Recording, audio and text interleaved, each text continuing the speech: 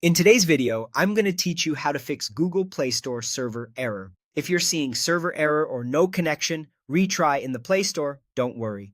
This is usually something you can fix at home with a few quick checks. Start by restarting your phone. A simple reboot clears out temporary glitches that can block the Play Store. Hold the power button, choose Restart, let the phone come back up, and then try opening the Play Store again. Next, confirm your internet connection is solid. Make sure Wi-Fi or mobile data is actually working, airplane mode is off, and regular web pages load in a browser.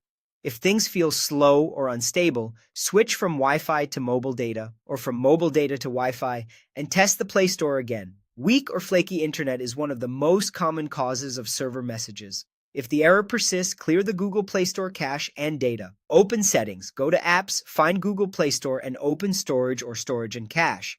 First tap Clear Cache, then Clear Storage or Clear Data. This resets the Play Store's temporary files and settings but doesn't uninstall your apps. After that, do the same for Google Play Services, which the Play Store relies on.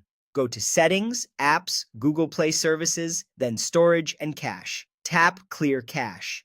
If the problem continues, you can optionally clear storage there as well, understanding it may reset some background preferences for Google services. Make sure your date and time are correct. Open Settings, go to System, then Date and Time, and turn on Automatic Date and Time and Automatic Time Zone. Incorrect time settings can break Google's authentication and lead to server errors. If you still can't connect, remove and re-add your Google account.